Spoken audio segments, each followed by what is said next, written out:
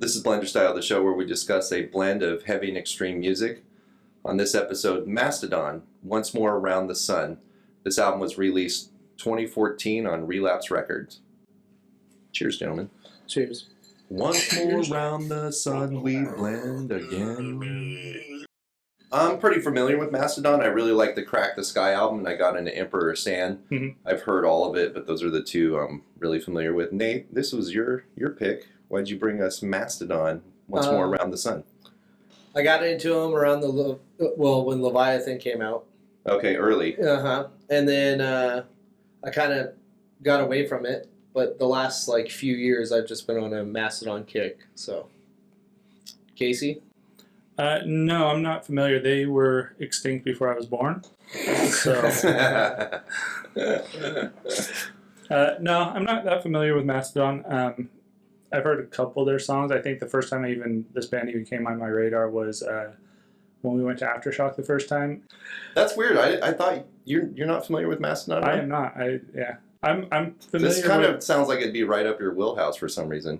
I'm familiar with their bass player, Troy. Troy, yeah. Because of Kill or Be Killed, but not really familiar with the band. Yeah, these guys in Mastodon, they do a lot of other side projects and guest musicians on other albums and stuff like that. Let's talk about what this sounds like. I would call this hard rockin' progressive metal. It's definitely more rock than metal at times. Yeah, I agree with that.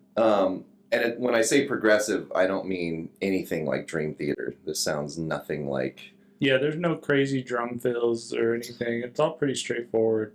There's some good fills in there, but I get what you're saying. It's nothing over the top. It feels like it's not technical for the sake of being technical, like bands like I said, Dream Theater or any other progressive metal band where they're trying to just show off how good of musicians they are.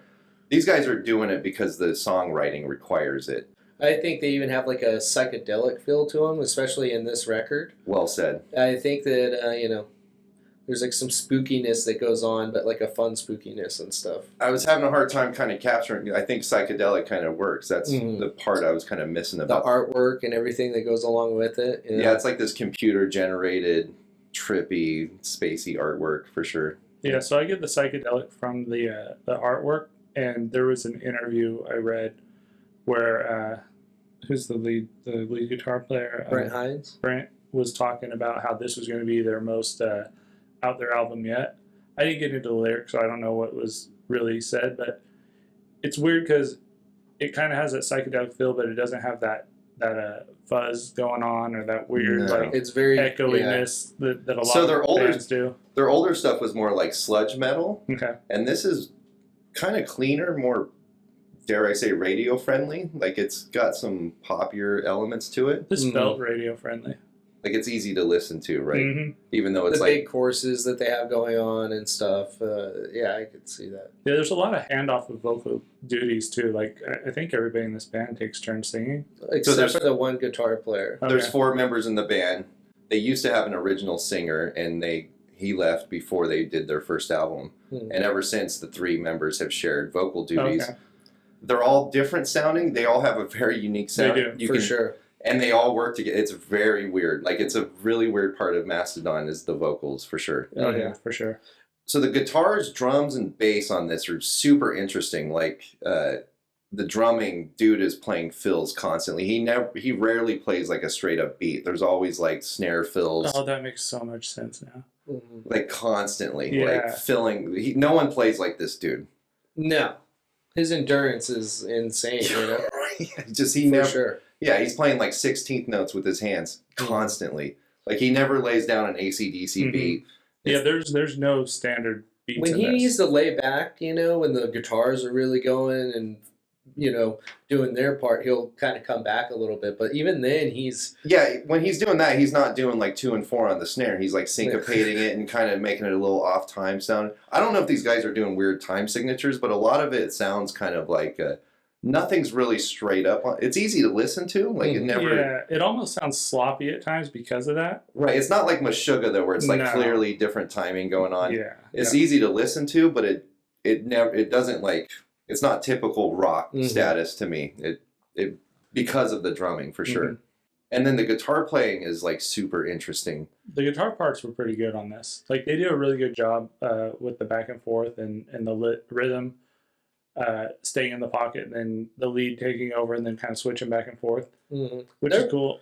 They're both really great guitar players. Yeah, you know? and it shows on this. Like that's probably the best part about this album. I mean, other than the vocal, I think handoffs, which I think is really cool when multiple people in the band sing. I think the guitar work's probably the best part. Yeah, well, Brent Hines, he's amazing. And the way he plays, and like even when he does his solos, he does like finger picking, almost like he's on a banjo, and that's why you get some of that sound, and it's just I love it. So some of it does sound like a banjo, like he'll do these like melodies, and it has that banjo sound to it. Yeah, he's in another band that he does that I forget what it's called, but he plays like the banjo and sings and stuff in it. So he's been playing the banjo for many, many years. So he just kind of brought that into his guitar playing. It's very unorthodox sounding. Mm-hmm. Like none of this sounds like regular. Like it's hard to kind of pick where these guys are getting their influence from. It's very original. Yeah, they're kind of all over the place. He definitely has his own style, that's for sure, and it's kind of rare nowadays too. You know, all these guys do. Oh yeah, for sure. Everyone in this band has their own style. None of these guys sound like anyone else. Mm-hmm. It's really weird that like they all found each other and put this together, being this like unique in their own right and staying together for so long, and the Hunter came out before this, and I think this is just like a continuation. The Hunter is the album that came out before Once More. And it had like computer generated art too. Uh-huh. It was kind of weird, yeah. So the previous album, The Hunter, had some singles that, did really well for him and got popular. And then to have another album come out with also more singles that does very well, I think that they just really have a niche for writing songs that are very appeasing to people and pleasing to people. Like catchy, right? And they're not like trying, like they're not trying to write like a hot pop, They just know that like, hey, if we repeat this part right now, it's going to be cool, and it just happens to hook and sell some records. Well, I think that probably has to do with what you guys were talking about, everybody being from kind of a different musical background.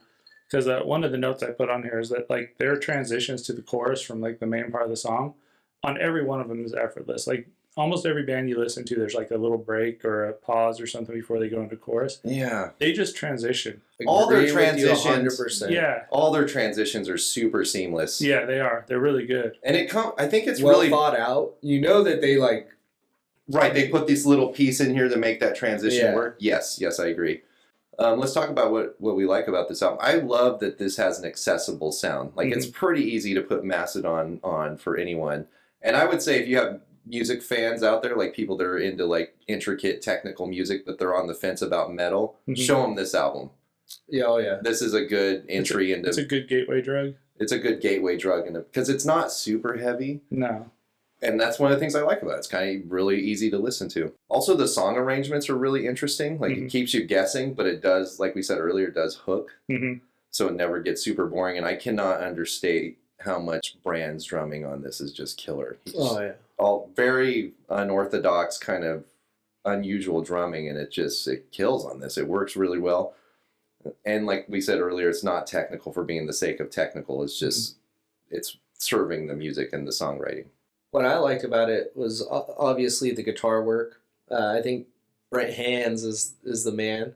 But I don't think this album or any Mastodon album would sound like it is if any one of these guys left. These guys are, and I feel it, and I love the connection between them, and I feel like I can feel that through the music, so I love that.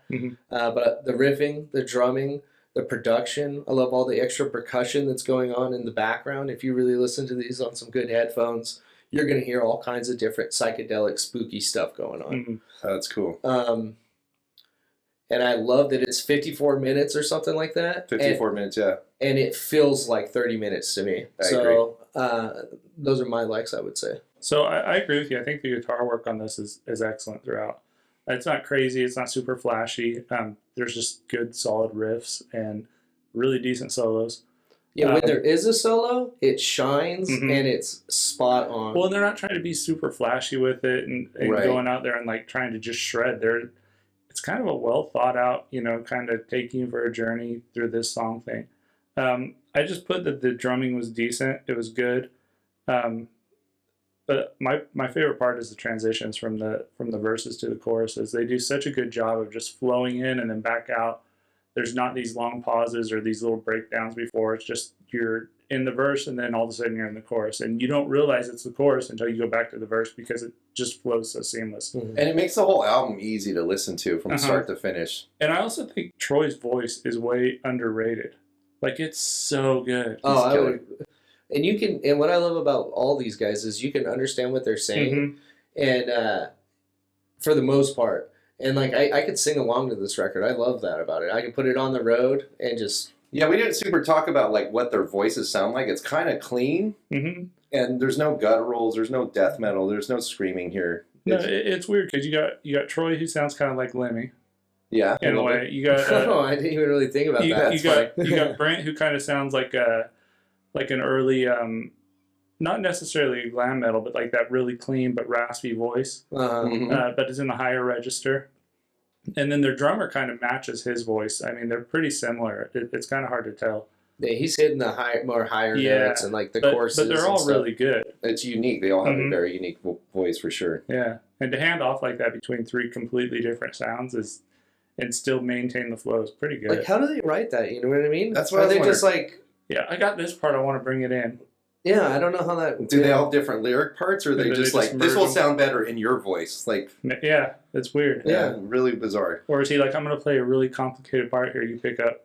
I don't know this for certain, but it sounds like when they write music, they just get together and write it. Like, I'm sure they come with parts, but it's not one of those bands where one dude writes all the songs. Yeah. Like, it does not sound like that at all. Every one of these guys has their own style, their own... something that they bring to the table. Like clearly, they're like all discussing the arrangement of the songs, and because the transitions are so seamless, you have to be working together to make that. There's some kind of concept going on, also, even though it's not a concept album. This one or the one before, like you could tell that there's something, and a lot of the times I feel like it's death. Yeah, maybe that helps like them with stay lyrically within the theme or whatever. Yeah, maybe, I don't know. So, do you guys want to talk about what we didn't like about this album? Yeah, for me, it's like too radio friendly and too happy. Like I'm not a guitar player, but they play these more like major. I mean, I like shit that sounds evil. Their guitar tones are really bright throughout this whole thing. Yes. Yeah. Like there's parts I'm like, that's a little too happy, and I'm like, that's probably selling records. And the vocals do kind of start to bug me after a long time. It's kind of unique, and they're jumping around, and it has a kind of grating sound to it. Which is weird because I can listen to like a whole Deicide album with no problem. But just for some reason, this kind of gets under my skin. And all the songs are a little too long. Not too bad, but I think they could have like tightened it up a little bit. It makes the album, 54 minutes. It does play quickly. What about you, Casey? So I'm with you on that. The vocals get kind of raspy at times, and I think it has to do with, like we were talking about, there's three distinct voices. And they're trying to layer them for backgrounds and stuff. And then there's this heavy chorus at some parts that's just like almost like this echo thing in the background. And it makes it kind of sloppy feeling. I know what you mean. There's like lots of layering on the vocal, and it maybe what you're saying about being psychedelic, it's like kind of deep. There's like a lot going on. Yeah. And it's kind of hard to like take in at times. It is. It gets exhausting. Exactly. And then there's this thing, and I don't know if you guys noticed it, but to me it just felt like this album was it felt like it was the same pace the whole way through. Yeah, I could. That's kind of one of my little dislikes. It's like there was no like high points or low points. It was just like it kind of started here and it ended here, and it just that's maintained a good observation, that the whole way through. There's not like a slow song on this. No, but even when it is, I think it still follows that same kind of tempo. Even though it's like the same tempo the whole time. Yeah. And that probably has a lot to do with the drumming. And it probably does. Right, because it's just like, this is how fast I play, and you just got to play guitar. Yeah, that was one of the things I put, like, I was fatigued about halfway through this album. And I think it has to do with the drumming is just so many, there's not a standard beat anywhere in here, and it's just so many fills and rolls and stuff that I'm just like, oh my God, where are we at? It's funny. So, what about you, Nate? What did you not like about this? Like I said, it is 54 minutes. It feels like 30 minutes. But I also agree that some of they could cut the fat a little bit. They can cut it, and I think they could have. I know it sounds not like a lot, but they could have cut 10 minutes, 15 minutes off of this, I agree. and the songs probably would have been even catchier. I know that was a dislike of yours, but like. Not that they were catchy, but they like I don't like the happy sound. Like the, Oh yeah. you know what I mean? I think the hooks are cool, but maybe you're right. Like if they cut too much out of it, it stops being progressive and it starts being poppy. Well, it's like if I wonder if they thought about that too. You know, they're like, if we do it, you know. it's also like if Disney was to write a song about death, it'd be happy cheery. It might have a dark thing, but it would be happy cheery because that's just where they're at, and that's kind of this thing. Like the higher register and the cleaner tones on a lot of this stuff. Like you touched on, there's not like this really heavy distortion on anything, so it feels clean. It never gets evil sounding. Mm-hmm, yeah, I think it gets spooky, but not evil. exactly. You Yeah, know it what gets I mean? kind of like what the hell's going on, like spooky. And it's not even like there's no anger in this per se. Uh-huh. Like I don't get a lot of aggression out of this. No. It's fat. It's interesting, like psychedelic, Yeah. and it's heavy, right? Because they're chugging along and dudes playing drums like crazy. Yeah. Well, as Mastodon's gone on, you know, they've kind of gotten less heavy and less heavy. I mean, sometimes they'll do a song that's kind of, you know, but I agree with you. It's I like the catchy shit works. It's just a little too. I wish they played different chords. I wish, Mhm. yeah, that it was a little bit more, I don't know, heavier, I guess. And they could probably actually make this album a little bit heavier if there were some breaks. Yeah, like breakdowns and Or, like well, not even grooves. And, breaks, but I think just because of that flow, it's almost like a river flowing through the whole thing. yeah, It never picks up pace. You never go through the rapids. You just kind of like it's like the what's that pool at the water parks where you just the lazy river. You're but just it's kinda- moving quickly. It's moving quickly. You're floating around. And you're having a good you can time have on drinks it. on the movie. Yeah, river, but you're not gonna be surprised by anything coming up. I guess that's one of the reasons this is so accessible because you Mhm. put it on and it, like you're in the river and Exactly, it's gonna yeah. take you and it's never gonna like challenge you. To it kind of cradles you through. It Yeah. does. It kind of, you know. it's a good journey. Like it's fun. Yeah. It doesn't have a lot of ups and downs and like changes that way. Mm-hmm. So, Casey, though, what would you rate this? So I rated this album a 3.0 out of 5. Mm. But it's a decent album. Kind of like I touched on, it's like this kind of cool, mellow ride. You kind of need to be in a mood to listen to this and really get into it. Like you were touching on, it's got like that kind of psychedelic feel in the background, and it's not something you're going to be pissed off listening to. Mm-hmm. It doesn't scratch that itch where if you're having a bad day, you listen to it and you get out your aggression. It's kind of one of those things where it's just, I'm going to go clean the house or I'm going to do some yard work. It'd be good. The sloppy vocal chorus layering thing on some parts, it kind of makes it just seem like a bunch of dudes got together and jammed while they were really drunk and came up with some really cool songs. I wouldn't be surprised if that happened. And they It put does it sound like together. this. And so we kind of touched on it, like how do they write this stuff? And I think maybe that's it. They all just get together, start drinking, they jam, they write some cool stuff, and then they're like, "That's pretty good. Let's use it." So yeah, so I gave it a 3. It was decent, but not great. What about you, Matt?